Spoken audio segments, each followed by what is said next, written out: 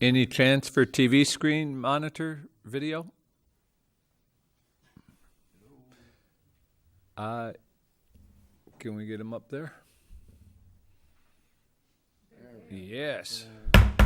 I would like to call to order the Finance and Personnel Committee meeting for the City of Monona, Monday, February 20th, 2017. Would the clerk please call the roll? Alder Bussey? Here. Alder Wood? Here. Mayor Miller? Here. Is there a motion for approval of the minutes of the February 6th meeting? So moved. Second. There's motion and second. Any corrections? All those in favor say aye. Aye.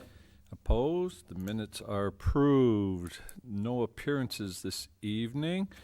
Item 5, unfinished business. 5A is consideration of Resolution 17-2-2146, providing for the issuance and sale of $3,080,000 of general obligation promissory notes, Series 2017A, a correction of the error in the financial amount. Yeah, that was, we put instead of $3,050,000, it should have been $3,080,000.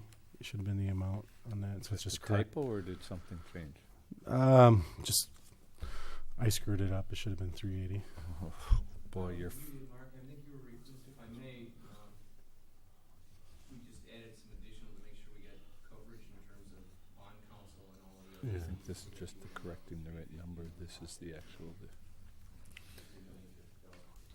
Don't you like this guy covering for you? I just like it. Mayor- He's hidden more of my mistakes and all Mayor these. Miller, Yeah. in addition, just to say that there was the language of the resolution, it should have said providing for, and what we had on the agenda last week was authorizing. So there was just a little language error. Did check with the city attorney. It's a non-substantive error. The rest of them are fine for tonight. It was last meeting that error occurred, and it's all good. So all we need to do is acknowledge and approve the correction. The correction, yep. Jones, make All sure right. proper channels. Is there a motion? Motion second. All those in favor say aye. Aye. Opposed? All right. Correction has been duly noted and approved. Item 6 is new business. Item 6A, consideration of Resolution 17-2-2149, authorizing the issuance and sale of $3,080,000 of general obligation promissory notes, Series 2017A. Is there a motion for approval? So moved. Second. Motion and second. Mark or Yeah. Jeff? Yes, Jeff will come up here and talk about this. Basically, this is the borrowing, the general fund stormwater borrowing that we need for the capital project. There is a new resolutions, the final resolutions we got from Corals and Brady's. You'll see them. They're thicker. They kind of look like these. So they'll look like these. I put them on front. Yep. So there's going to be 3 of them. So this first one is related to the capital and stormwater purchases needed to fulfill the 2017 capital projects. Welcome. Thank you very much. You have before you list a set of pages that I want to go over with respect to this and the other 2 issues. You will see at the top, congratulations, we reaffirmed our AA plus rating with Standard & Poor's, which I knew we would do, and I certainly want to thank Mark for all his work and all his effort in terms of those calls and returning and sending information that was requested after the rating call, particularly on the water revenue bands, which you'll be taking up a little later. I think Mark went above and beyond, but he and I made a real tough pitch to make sure that they understood how our utility was working and operating, and to get as much credit as we could for those things that we did that were on a positive note. So, Mark, thank you so much for all your time and effort.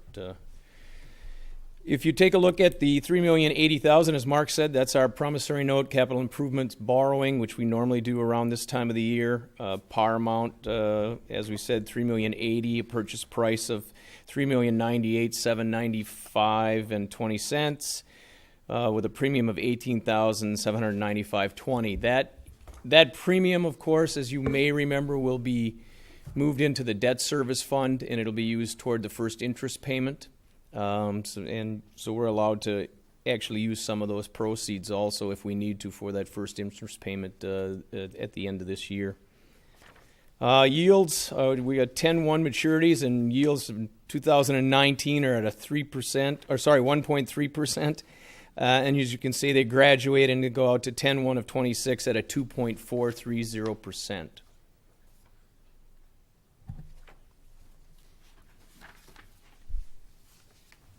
How are we stacking up against the competition? Well, it was a very hectic market. What I would have wanted to bring to you today, but the markets were closed, was the actual AAA. We're off about 21 basis. Well, if you'll turn to what is page 3 of this, you'll take a look at last year's issue. And we compared it to the AAA benchmark yields. We're roughly the same basis points off the AAA on the short end, about 21 basis points. And I think we're less than 10 on the long end, Mayor, relative to the AAA scale. There was a lot of supply last week, and of course the problem is today the markets are closed. So, somewhat of a bit of difficult time against a lot of supply, but relatively good rates, obviously, when you take a look at history. If you look at where we were last year, that $5,025,000 that we issued, we had a TIC of a 192. That's pretty incredible, really.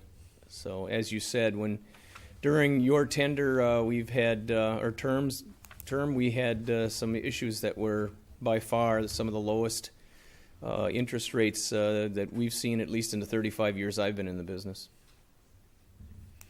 But we're better than Fitchburg or McFarland, so. By a long shot, I'm All sure. right, that's all we need to know. Questions of Jeff on this? Mark, anything you wanted to add? No. April? All right. If there's not further discussion, would the clerk please call the roll? Alder Wood. Aye. Alder Bussey. Aye. All right, moving on to item 6B is consideration of resolution 17-2-2150, authorizing the issuance and sale of $3,440,000 of general obligation refunding bonds, noted as Series 2017B. Mark? I have a question. Yep. Yeah.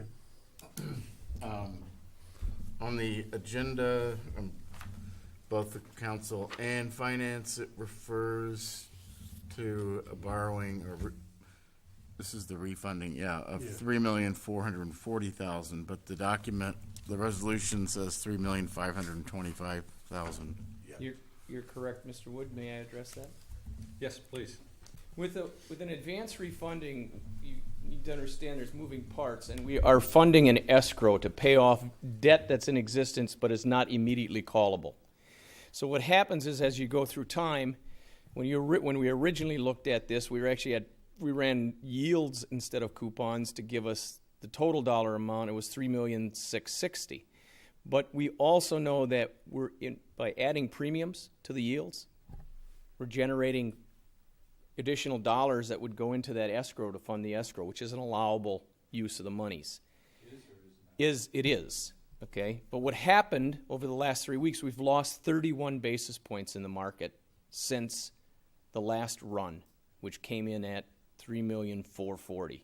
So that was an update from the original run we did way back in November. I think it was on the 11th, if I remember the documents. That was when we originally ran those. So what happens is the escrow moves a little bit because that comes up, but when the market moves that quickly, the escrow can't move that quickly because they're federal securities that are called slugs that the Federal Reserve Bank issues to us for these issues. So what happens is, as the market moved away from us, Mayor, we lost a bunch of premium. We lost about $85,000 in premium production using the same coupons because the differential between the yields and the coupons shrunk. So there wasn't as much production, so we have to make it up with principal amount. And in refunding, what we're doing is we're comparing a cash flow of existing debt against what we could replace it with. And what we can replace it with has moving parts until we know exactly what the market says to us, and that was last week, Friday, for your sale today. So in rerunning those numbers, the par amount went up to $3,525,000, which we had to make up that difference in the escrow that we lost to.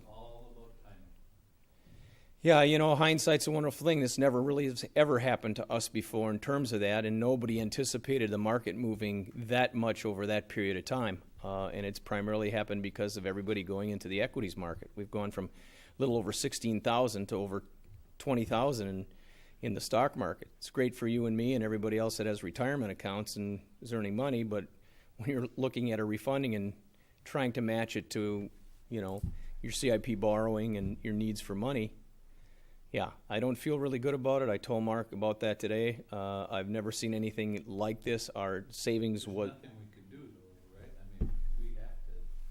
No, we still have saving over 230 some thousand. We've been on the winning end. This is our first. Yep.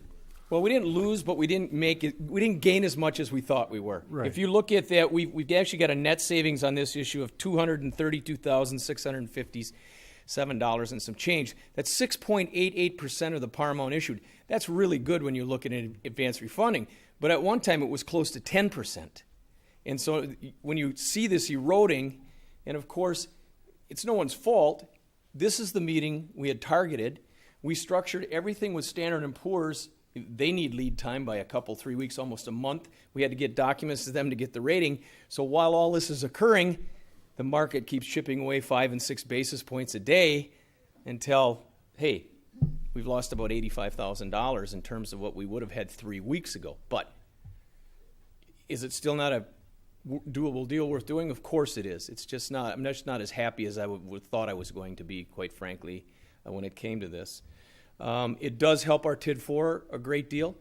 There's another issue that dovetails with this one, and it's also in the documents I sent you. If you look on what I've listed as page 6 in the bottom right-hand corner, it's a debt service schedule on the June 1, 2007 issue, which is also a TID4 issue.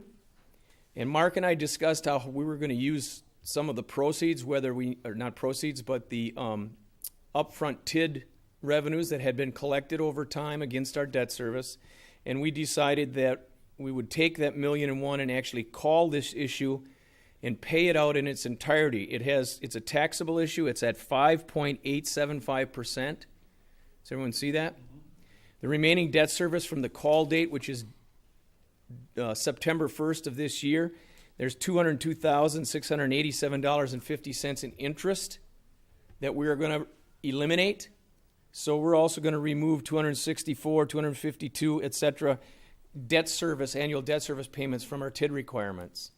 So when you couple that with the $232,000 that we're saving in the refunding, we're actually reducing TID4's financial exposure by over $434,000. Excuse me, Mark, that's Monona Drive? Yes.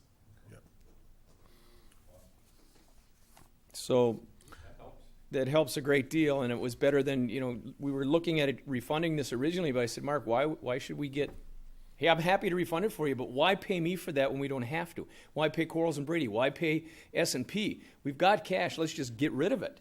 So you'll be seeing a call notice come to you, a resolution in the near future. It has to be published no sooner than 45 days prior to September 1st, so that's why you don't have it tonight.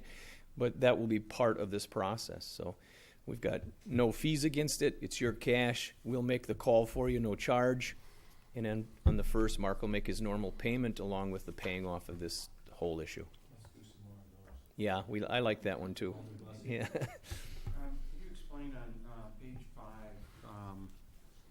the different columns, existing DS, the new debt, I assume? Yes, sir. And then the, you've got a couple things highlighted here. The 232 is the potential savings that we'll have by refinancing, correct? That's correct. But in the short run, it actually increases our... No, it's the opposite way around. No. It's vice versa. Gotcha. What you see there, then it's a great question, Jim. This is the actual cash flows we're comparing. Mm-hmm. So when you look at the existing debt service, that's the remaining debt to call. Okay, so the call is next year in 2018. So the existing debt service stays in place. We're not refunding that, but we're refunding everything else and building it around that. So when you look at the new debt service, That is that $2,525,000 you're looking at tonight. That's the exact total principal and interest annually against the old debt service. And then the column to the far right, the savings column, any of those pluses are basically a reduction. If you look at, take the new debt service, subtract it from the old debt service, in the first year you get $76,607.57. Follow me? The next year's $51,300. The next year, where we really needed a big bunch of savings and reduction, was because we have other debt outstanding against that TID that happens to jump up in that year. So we took a lot of the savings up front so that the cash flows were not strained. The cash flows of TID 4 were not strained. All right? And the last three maturities on this new issue are callable, so I'm not really worried about those last three, especially the $47,000, which is an increase in that last year's debt service. But, you know, if things continue to go like, yeah, we're going to call these out early because you're going to accumulate revenue from TID 4, and this is going to go away early. And then the 6.886 you got highlighted? Yes, sir. Jim, what we do is, when we look at advance refunding, there's usually a rule of thumb that, well, at least our company recommends against doing them if it's just for savings, you need at least a 3% net savings. Otherwise, you're just generating revenues for the bond counsel, for the rating agency, and for your investment banker. So we really advise against that when the savings isn't greater than 3%. We've got basically a net savings on a present value basis of 6.88% on this refunding. Now, I'm not saying other firms, I've seen them done for less than 2.5%, but if you're doing them for savings, it doesn't make sense. If you're doing them to get rid of codicils of an onerous resolution that affects your enterprise system in a way, that's a different reason, but not for savings. Thank you. Thank you for kicking your fees back in to make that look Better, so it's I greatly did. appreciated. I actually did do some of that too. Thank you. I didn't tell you that, but I did. Yes, we do need a motion, unless there's further questions. Well, we can have discussion. No, we didn't have a motion. Yeah, move approval, but change the 3440 to 3525, $3,525,000. Motion second. Further discussion. Hearing none, clerk, please call the roll. Alder Bussey? Aye. Alder Wood? Aye. Passes. Item 6C is consideration of Resolution 17-2-2151, authorizing the issuance and sale of $1,640,000 of water system and sewer system revenue bond anticipation notes, known as Series 2017C. Is there a motion for approval? So moved. Motion second. Jeff? For Jeff Rose. This is the borrowing for the 2007 capital projects that relate to just water and sewer only. So this is what this is for. So mainly for the street projects are the majority of it. Again, as Mark said, we've done these as revenue bond anticipation notes for a number of reasons. Primarily because we're trying to safeguard a lot of our general obligation capacity, because you have other projects. We've got, I know, another development project we're looking at, which will need to have some monies to complete that. And we did them as bond anticipation notes because, if you recall, last year we refunded your existing bonds with another bond anticipation note, and we put them together last year. That debt service really affects how your utility revenues are the amount of revenues we need for net debt service to provide coverage. Bands do not have any effect on those numbers. So if we were to go out and do an issue of revenue bonds for this amount of money, you're going to have an immediate need to really scrutinize your rates and maybe bump them up a little bit, which we didn't want to do at this time. A third reason we've done them as bond anticipation notes is you're probably going to need additional monies in the future for these types of projects. And it's much more efficient for us to move this down the road and do a bond when you have enough par amount to economically and feasibly issue. In other words, this issue, even though it's the smallest one in terms of par amount, had more expenses from not from underwriters, from bond counsel, legal, and from the rating agency than the other two issues did. Why? Because of its nature. And they just get away, they get away with it. So if we're going to do a bond issue, Can we rename it and call it? yeah, we don't want to create debt in any way, so it's revenue bonds, and we do want to safeguard that, as you guys know. Yeah, I think the reason is because the GO is supported by the levy and the revenues are supported by the user rates, and that's the big That's the primary difference. difference. You get a differential in rating, of course. No, to the best of my knowledge in Wisconsin, no Wisconsin municipalities or utility bonds are rated as high as their general obligation bonds. And I think if you understand, hey, we can levy a tax for one, which is unlimited, but we only have a limited source of revenues to pay for the revenue bonds. So you see that differential.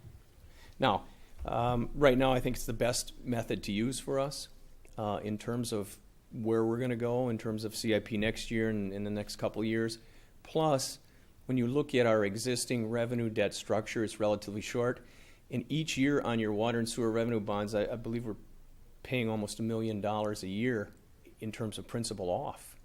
So by the time this one matures, and maybe let's say we did another one for the same amount next year and matched it to this maturity, we're already ahead of the game in terms of what we've paid off of existing revenue bonds, so that when it comes time to restructure this, we don't have such an impact on our user system and our utility rates, because we can lay this off in years right now where 8, 9, 10, 11, you have no debt. Good. Questions?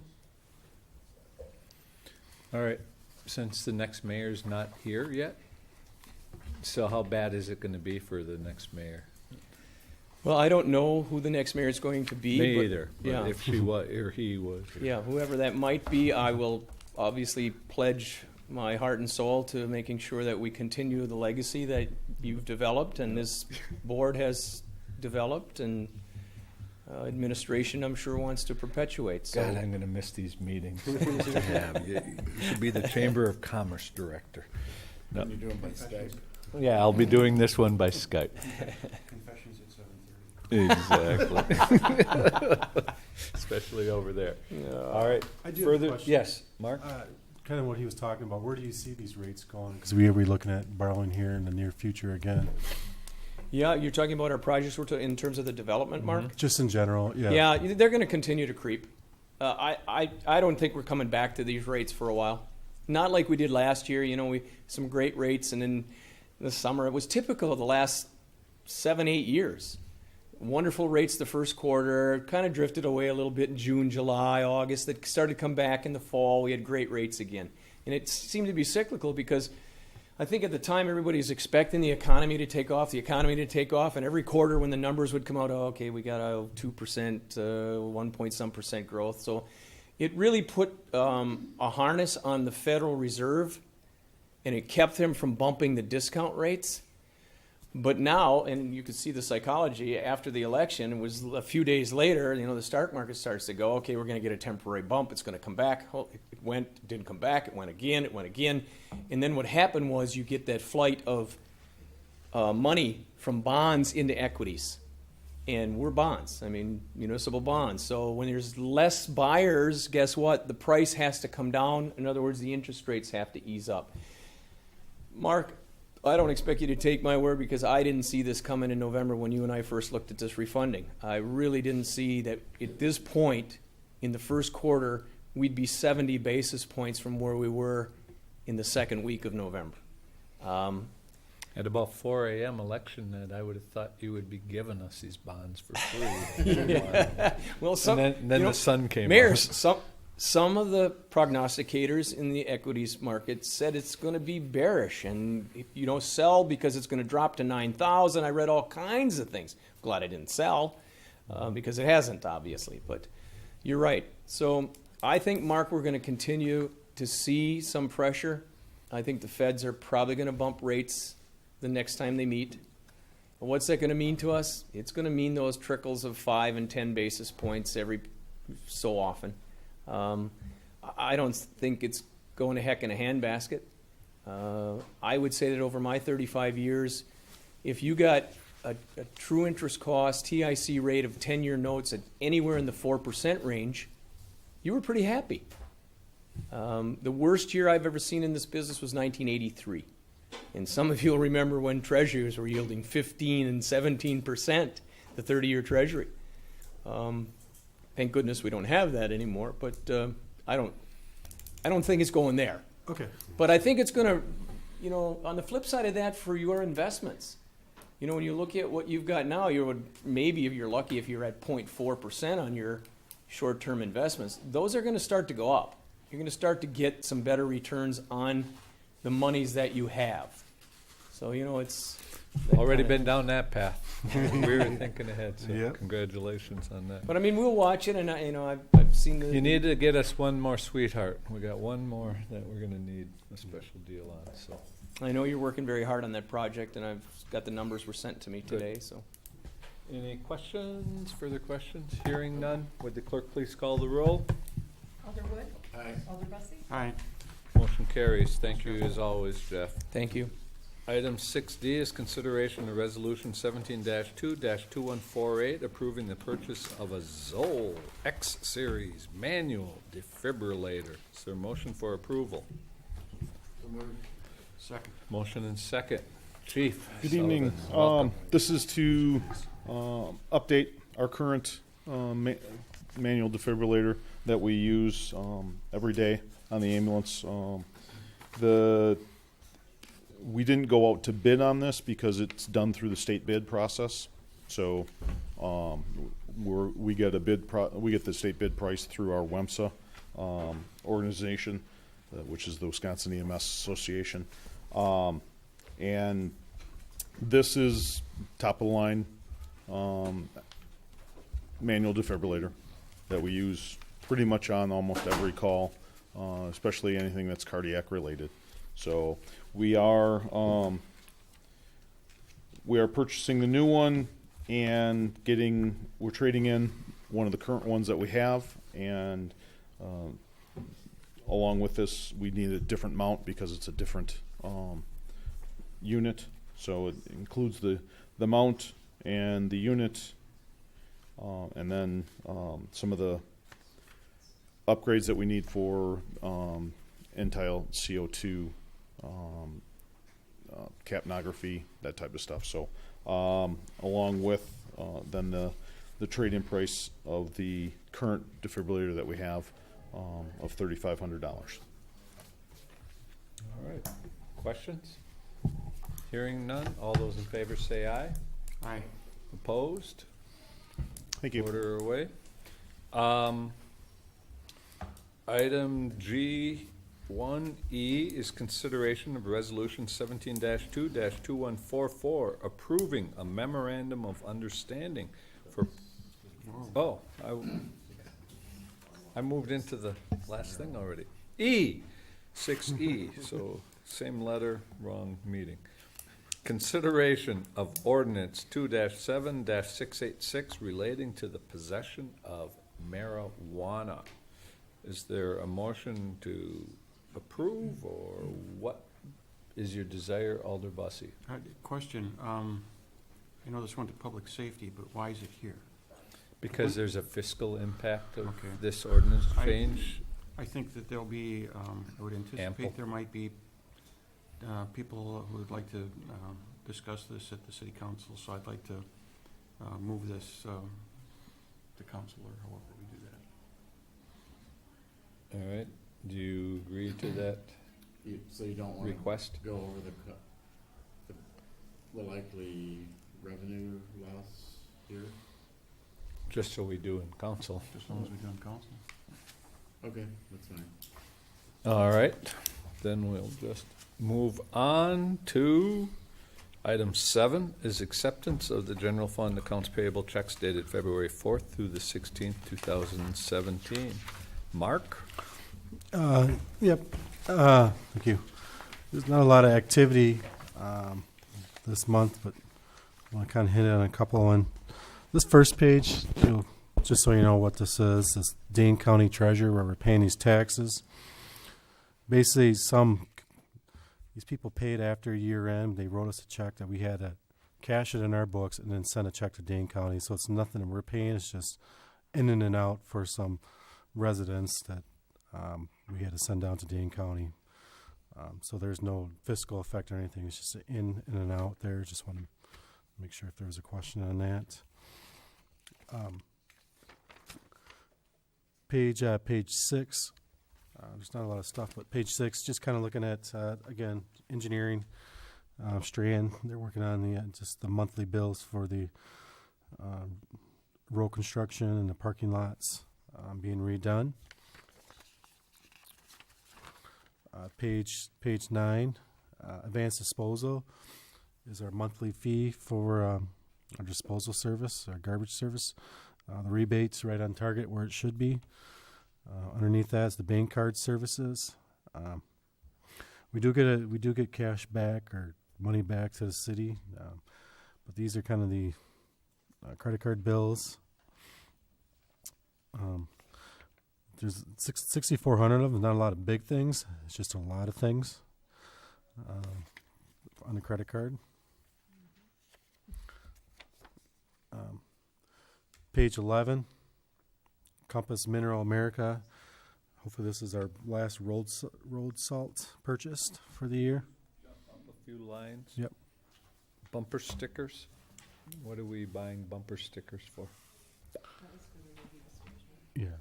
Yeah. Those are Recent? radio station bumper stickers. Should that not be a coverage to put into that friends of?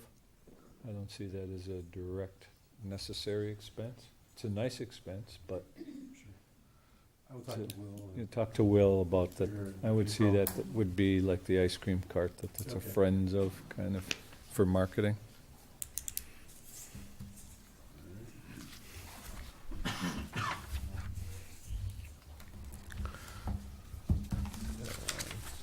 Page 12, 13, just library, the Ingram Library Services. We're buying a lot of books at the beginning of the year. Underneath that, not too far, Johnson Tree Services. Just kind of a cost to take down some trees requested by the city.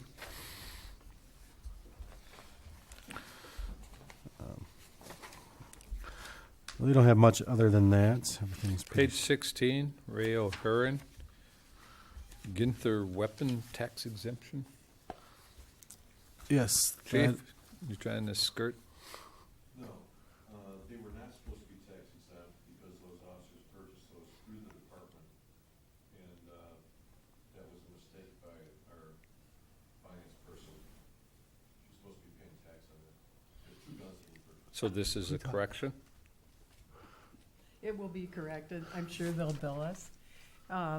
I'm trained to watch for people paying tax they shouldn't pay, so there was no notation that this should be paid. So I went ahead and reduced the amount Short paid them. I'm sure they'll bill us the difference. This is for weapons, for the he bought weapons. So, since you're not giving me a bullet before I leave, if I buy one through this, could I? If I pay tax to get my silver bullet? Or?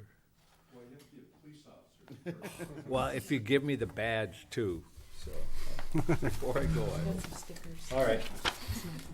Anything else, Mark? Nope, that was it. Any questions of the council? Hearing none, I'd entertain a motion for approval. Move approval? Second. Motion second, no further discussion. All those in favor say aye. Aye. Opposed? The checks are paid. Is there a motion for adjournment? So moved. Second. Motion second, all those in favor say aye. Aye. Meeting's adjourned, thank you.